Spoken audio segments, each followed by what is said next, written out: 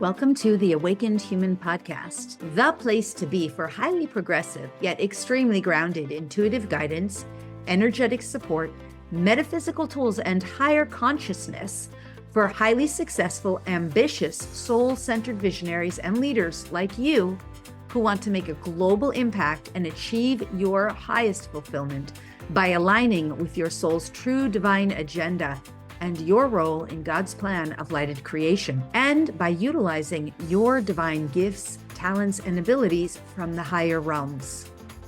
We do this by working with the non-physical realms of higher guidance, energy, intuition, and powerful metaphysical tools for healing and transformation. We understand that the real change and transformation that's being called for on planet Earth and in our own lives and our own businesses doesn't come from outside of us, but rather from within. And that the change that we desire to experience in our lives and in our world requires us to change from the inside. I'm your host, 𝗟𝗯𝗶𝘀. I'm a best-selling author, spiritual catalyst, intuitive, energy worker, ascension guide, multidimensional channel, animal communicator, visionary, lightworker, and luminary. I have dedicated my entire professional life to helping thousands and thousands of humans and animals all over the world in service and contribution to the light, which is the expansion, the upliftment, the evolution of humanity, to awaken, to uplift, and to align with our true divine source, which exists within each and every one of us. It is my passion, joy, and purpose to share this information, energy, and consciousness with you. Thank you so much for being here today and for sharing time with me. Let's get started. Well, hello, you magnificent being. It's me, 𝗟𝗯𝗶𝘀, here with you today. We're going to have a brief chat about animal communication and telepathy. It's going to be a fun conversation today. And we have a little visitor, a little animal friend hanging out with us, and she may engage with us. But before we get underway today and talk about how you can become an animal communicator and develop your abilities, your telepathic abilities to communicate with any animal, including the human variety, I would like to just invite you to an incredible, amazing masterclass that I will be hosting. I hope by the time this podcast goes live, it will still be available to you. So hopefully it will. It's called the Extraordinary You, Be Extraordinary Experience. It's going to be a 5-day masterclass. It will be 5 of the best days of your life. I promise you.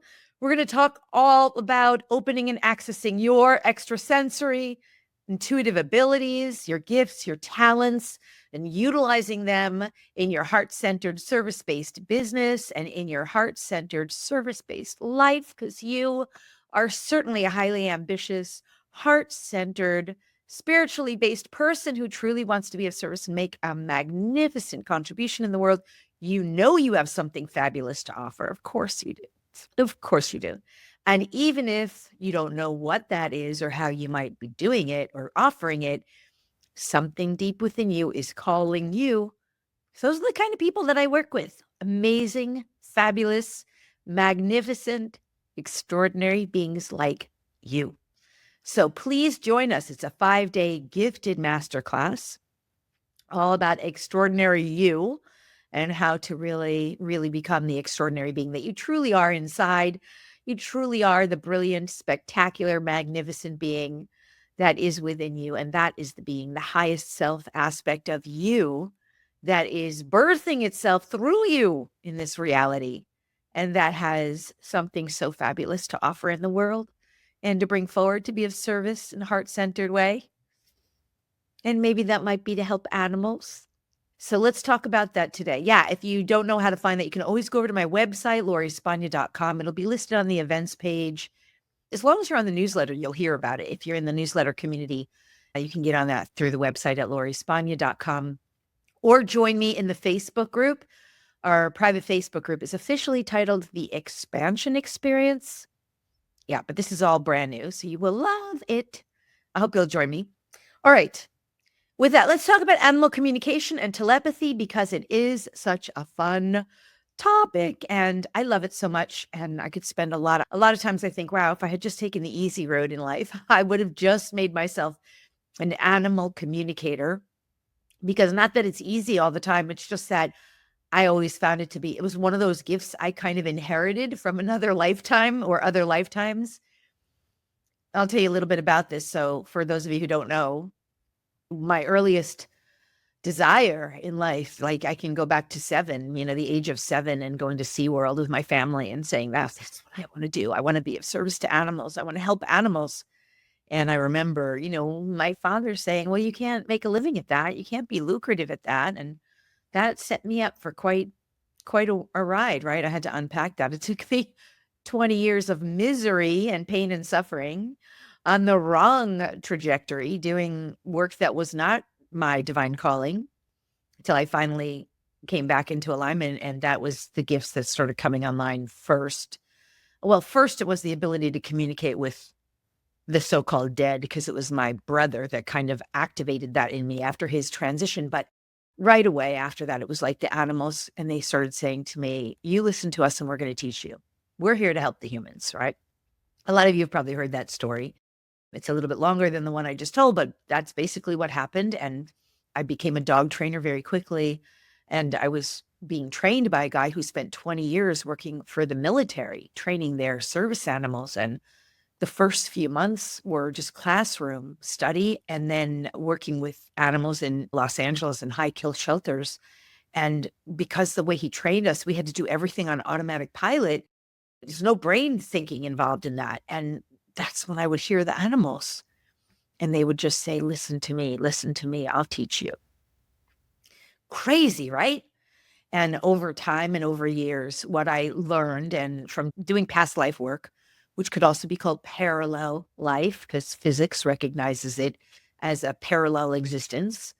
By doing that work, I have come into the knowing of other incarnational experiences where I was either an animal trainer or an animal rescuer, always an animal lover. I even have a not so nice lifetime as a slave driver in Egypt who would, I'm not so proud of this, but it's another lifetime, and those things are kind of weird when you unpack all that. But in that lifetime in Egypt, I was a slave driver who forced the slaves to do work to put elite people who were dying into pyramids or temples, like structures with their live animals. So yeah, I guess I've been wanting to make up for that for lots of lifetimes. I can laugh about it now because it's just like a memory, right? But in any case, all right, I digress. So let's talk about animal communication and telepathy. First and foremost, if you don't already have the amazing group of gifts about how to be of service to animals on a global scale, please go grab that for yourself. It is so much good content. It's at 𝗟cie_spagna.com/free gifts/animals. And you will get so much out of that. But that said, look, everybody can communicate with any other being telepathically. It is something that we can all do. It is learnable, it is teachable, and it is something that anyone has the capacity to do if you choose it. That said, not everyone is necessarily that good at it. It takes a long time to develop it, but to learn it is so easy. When I teach it, I teach a very specific practice, which is my unique technique that I was taught uniquely in my own spiritual practice and learning. It's a theta technique. I teach people how to access a theta brainwave. I also teach it in the DNA activations, but not quite the same way. But the theta brainwave is the brainwave that allows for telepathic communication. It's very simple. It's very easy to learn to access that. Fast and easy. You can learn it in less than 15 minutes. So once you learn that, it's just about, most people, when they first learn how to access that brainwave, they typically fall asleep, because the brainwave is the brainwave that you kind of access right before the delta brainwave, which is the brainwave of sleep. So, and deep delta is, deep sleep. So you need to be able to get into that theta brainwave and stay awake and be able to be conscious, awake, aware, and alert, in spite of the fact that the brainwave is so kind of dreamy and peaceful and, la la land kind of. Now, from that brainwave, it's sort of like an information superhighway to a certain degree, that thoughts can be shared and exchanged, and things that visuals like clairvoyance, clairaudience, like clairvoyance is your eyes, right?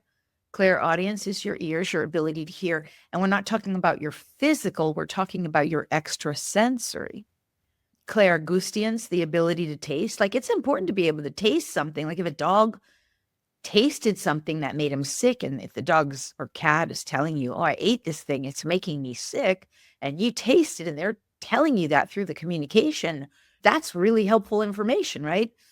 Or if they smelled something that upset them, or, if they're telling you or showing you or giving you a demonstration of a smell, your ability to smell, which is part of your clairsentience. Clairalience is the ability to, I think that's the ability to smell. Clairalience? Oh, there's so many clairs. Claircognizance, clairvoyance, clairaudience, clairsentience, clairgoustience, that's taste, and alliance. You know what? I think that's the one that's called smell. Regardless, all of that stuff, all of those clairs are through the third eye, which is basically in science called your pineal gland and your pituitary gland, the master glands in the center of the brain. So between the theta brainwave and your third eye, which is, again, your pineal and pituitary gland, master glands in the center of the brain, those tools within you that can be activated and awakened and learn to utilize them, just like you learn how to build a muscle in a gym. You can lift weights properly, and you can really become an expert weightlifter if you decide, and you can even shape the muscle how you want it to be. Same is true for utilizing these extrasensory abilities and your capabilities to learn animal communication and telepathy, and also your ability to communicate with any other living being. That includes angels, because they communicate at that frequency. That's not the only frequency they communicate at, but it's one of them. It's a good starting point. Angels, your guides, masters, teachers, loved ones, and the non-physical, they're using a range of frequencies that can be accessed with those parts of you. Now, there's other parts of you too that you can utilize. I'm not going to go into all of those today, but what I really want to make clear is that there's no one who can't learn this. Those are capacities within all of us. So we do have to do a certain amount of work to develop them, just like you can't just go to the gym and sit in it and think you're going to build muscles. You actually have to go to the gym and work out, right? It's the same concept. But let me say why animal communication telepathy is so amazing. And especially if you're a person, of course, if you love animals, and you can help them, but also if you're an entrepreneur, solopreneur who has an animal in your family, in your house, that animal is essentially appointed to you, in a sense, soul family connection. Almost always this is the case. It's rarely not the case. That animal is in your life for a reason. And because they're already using telepathy, that's how they communicate. They're using a different brainwave than we use. And they're much more utilizing more of their right sensory brain, their right awareness brain, whereas most humans are still primarily using the left analytical brain. Because of this, their awareness of what's going on in the environment around them and with the humans they live with is super heightened. And because they have been, like through soul family, appointed to you, they have incredible wisdom and knowledge to share with you. And we don't usually think of it that way. It's just that they have a different kind of consciousness than we do. Maybe consciousness isn't the right word in this case, but they have a different kind of awareness, knowledge, wisdom. And they're speaking a universal language of energy that most of us humans are just now beginning to learn.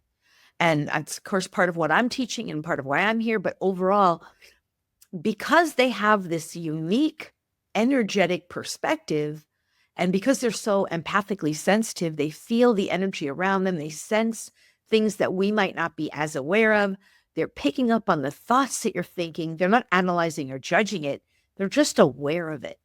very similar to the way that you might be aware of something that you're not thinking of right now. For example, an elephant, or for example, a country such as Greece. It's just more like, oh, you weren't thinking about it, but oh, I mentioned it there. It's in your awareness. It's kind of like they have it in their awareness, and their awareness is really what's going on in the household where they live with their humans, what their humans are thinking about and what their humans are feeling, because that's their world, that's their environment. And so they kind of take that on, and at the same time, they become like the teachers to us in that sense, because they have that in their awareness and it's stuff that they can help us with. And because they haven't lost their connection in terms of their awareness to the so-called higher realms, they also are able to communicate with you on a very deep, profound level about your soul connection with them. Some of that might include what you are here to learn together, to do together, how you're here to grow together, what your issues are that you're resolving or addressing, or what they're here to teach you or to help you with. I remember when my dog Kiko passed away, when she transitioned, and I was holding her in my arms, and of course, heartbreaking, right? Because even though I know that consciousness never dies, I know that the soul continues to live on even after the physical body transitions, and then that soul makes new choices about where they're going to go and how they're going to progress and who they might become later, or when they might reincarnate, if at all, and how they're going to continue to serve, etc. It's still heartbreaking. Anyone who's ever lost an animal, of course, you know it. Of course, it's devastating because, we love them. They're our family. They're our soul family. So when Kiko transitioned, within, a very short time after her transition, I was, of course, devastated. Why did you have to leave so soon? I didn't think it was going to happen so soon. Like, when I say soon, she lived a full life. I mean, she was 14, but to me, it was too soon. I wanted her to stay forever, of course.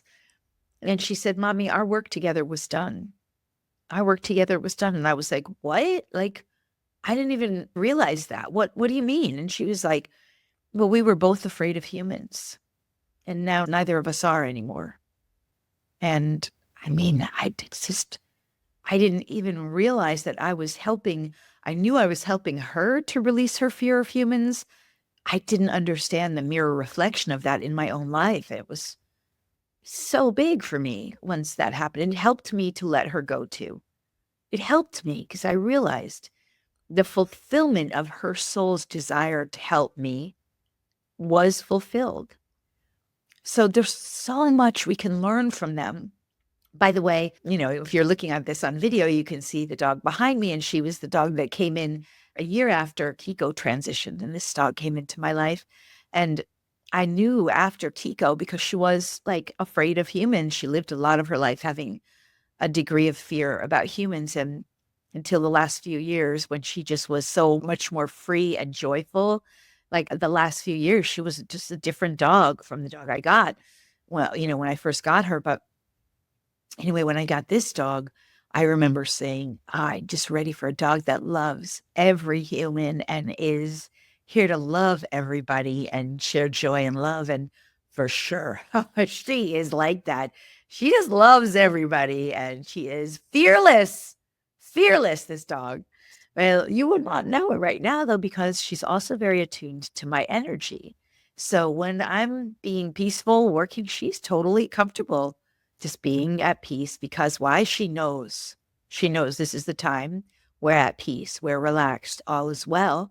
And then when we're out, you would be amazed what an adventurer she is. She's like this little dog with the adventurousness of, I don't know, a horse. She's just a free spirit. And anyway, okay, so she's also demonstrating the different parts of me, and I've already learned so much from her. In fact, I'll tell you one other thing. She taught me 3.5 years ago when I got her. She said to me, she came with the name Emma, and she said to me, "Mommy, don't change the name. Just add the name on," because I was going to name her Shasta. And when I went looking for my dog before I got her, that was the name I got, Shasta, because we were going to go. I didn't know, but we did go to Mount Shasta together very soon after I got her, within a year after I got her. Anyway, she said, Mom, I'm going to help you meet your match. I'm a matchmaker. And I thought that was really interesting. But at the time I was living in Sedona, actually. And sure enough, through this incredible series of what you would think was coincidence, but was incredible synchronicity, which that in and of itself is another story, I ended up meeting someone who had the Hebrew name of Emmet. I'll just leave it at that because there's more to the story. But overall, it was a very interesting and synchronistic story. The way that I met that person through her by all these synchronistic appointments and meetings and the names and how they came together, it was fascinating, right? And it's almost like I didn't even know that. It played out in such an amazing way. And it was somehow, she knew that that was part of her role in my life. It was amazing. All right, that's what happens when you fast forward through a story, but I hope it makes sense. Your animals know things that you don't know, and they can help you. That is the point of the story, in ways that you can barely begin to imagine. And even if you don't have an animal, if you are interested in improving all of your psychic, intuitive, telepathic gifts, talents, and abilities, you certainly can. The animals speak a universal language of energy, and that is the future for all of humanity. We are turning into energetic or evolving into energetic beings who speak a language of energy. Everything's energy. There's nothing that's not. So animals are here helping us to learn it, and they're helping us to evolve, really. The other thing is, too, if you didn't already hear last week's episode about the virtues, go back and listen to that. It was a good episode. But they're anchoring in the divine virtues. We don't always think of that, but they already have the energy of divine forgiveness. They already have the energy of divine compassion. They already have the energy and embody the energy of divine love, right? They already have and embody the energy of divine magnanimity. There's so many virtues that they don't even have to learn in this lifetime. Like a great example of how they embody magnanimity is if you think about a dog or an animal who's brought into like a maximum security prison where horrendous crimes took place, not in the prison necessarily, although maybe, but the people in there maybe have participated in horrendous crimes. And those dogs are part of a rehab program, right? And they come in and they love those prisoners. And they're not judging them, and they're not blaming them. They're just helping them to come back home to love. And that is a perfect example, right, of the dogs or whoever the animals are as embodying magnanimity. They also embody divine healing, right? Which is why if you bring animals, especially dogs or cats, really any animal, but especially the ones that we find cuddly, into a hospital where someone is sick, the animals can know where they're needing more love because the dogs embody, or the animals embody, the energy of divine healing, which is a divine virtue. Go back and listen to that Divine Virtues podcast. But this is what I'm saying. They're embodying these qualities that we are just learning. And they have so much wisdom to teach us, so much energy. They are sentient beings. I wish, of course, more humans would recognize them as sentient beings. Their consciousness in many ways is so much more progressed than ours. I once was in, I think it was Kansas. I don't know what, it was either Kansas or somewhere in those states where there's a lot of, slaughterhouses. And I was talking to a woman in a hotel. I was traveling on the road, and we were at the pool, and she was saying something about the slaughterhouses, and she made a reference to how dumb the cows were. And I remember, like, I wasn't triggered, but I was just like, what is the right, thing? And I just said to her, well, maybe it's us who's dumb. Maybe we don't get it. Maybe we don't realize. Maybe we're the ones. And to me, that really is true. Like, they know what we don't seem to know. They're already aware of the stuff that we're not aware of. They have so much incredible insight and awareness. I'd love to do more podcasts about this. Of course, animal communication is such a huge part of where I started and how my gift started to blossom through my love for animals and my desire to be of service to them And they taught me so much about how energy works and how human consciousness works and how soul agreements and so-called contracts and soul agendas work. And now that's such a huge part of what I teach and how I help humans because of the animals, because the animals were so gracious to teach me.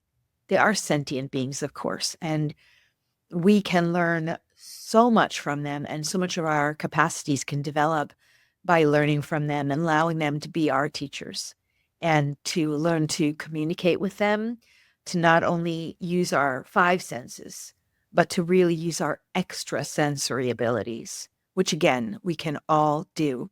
And this is part of the magnificence within us and the gifts of our unlimited potential that is available to us. And I'm so 100% certain that as we, as humans, begin to more and more recognize the role of animals on Earth to help us, not through our abuse and misuse of them and treating them like they have no sentient rights, but by recognizing not only their sentience, but the divinity that is within them, just like it is within everything, everyone, everywhere, ultimately, that humanity will be just so much better off. And through our willingness to begin to recognize them as sentient and treat them with the kind of dignity and respect and honor. And I know right now I'm probably preaching to the choir, because if you're listening to this, you likely already feel it and know it. But as we as a human race recognize this, the pain and suffering on Earth will greatly reduce, because the pain and suffering that we inflict on animals just by not treating them with dignity, with respect, with honor, that pain and suffering we're all experiencing, because we are all connected, because ultimately we're all sensitive beings who are in the frequency bandwidth of what's here on Earth. So part of us elevating our frequency is by recognizing all of life as aspects of sentient consciousness, free will beings. And that is part of the elimination of the so-called, negative agenda on Earth, or, we could call it evil. There's a lot of different things, but the attempt to, or, you could call it lots of things. And I don't want to go too far down that rabbit hole today, but once we start to recognize the free will right that animals have, and I'm not going to a polarized state. I'm just saying, treating them with dignity, respect, honor, kindness, compassion, care, recognizing them as beings who do have free will choice, but whose choices have been drastically taken away by humans who have imposed our will on them or over them, because we didn't recognize who they were based on the physical limitations that they have, because they can't do a lot of the things we do physically. Once we start to change that, suffering on Earth will be dramatically reduced and maybe ultimately, hopefully, eliminated. And isn't that part of why people like us are here? To help improve the quality of life on Earth for all beings, and to bring forward the light and the service that we're here to provide, to make great impact and to help one another, to be here to support and assist the evolution, right? I know that's part of my role here. So anyway, with that, we want to say thank you so much. I hope this has been helpful. Of course, I want to hear more about your journey, and I hope that you will join me, of course, for the upcoming masterclass on being extraordinary and magnificent, the truth of who you are. And you can head over to 𝗟𝗹𝗶𝘀.com for more on that, on the events tab. And please share the video, share this podcast, The Awakened Elevated Human, so that other people and animals can benefit too. All right, you guys, I'm going to sign off for now. I'm sending you so much love. And as always, I am truly wishing you your most benevolent best, and your animals too. Okay, farewell for now. Bye-bye. Thanks so much for listening today. If you loved the show, and if you benefited in any way, if it helped you to up-level or expand your consciousness, if you gained any new insights or ideas, if it made you think or become more aware, or if there were some strategies or intuition that you may have benefited from in any way, would you please do me two easy and simple favors? First, If you would be willing to leave a review, it would mean the world to me. I'd be so grateful. And second, if you're willing to share this show with anyone else who would benefit, you can either post it on your social media or just email it to someone and share it with another person or any other people. It would be so awesome. This kind of thing is so helpful in expanding consciousness on the planet and helping others to benefit from this kind of teaching, which just simply isn't generally readily available in the mainstream. So sharing it really helps others benefit and helps our planet evolve and awaken. Plus, expressing gratitude and generosity in this way will also expand your capacity to give and receive even more. Either way, I just want to say thank you so much for being here and for participating and for sharing, and overall, just for being the magnificent, the spectacular, the brilliant, the fabulous, the wonderful you that you truly are, and for allowing yourself to be the very best version of you today and every day. All my love and gratitude to you.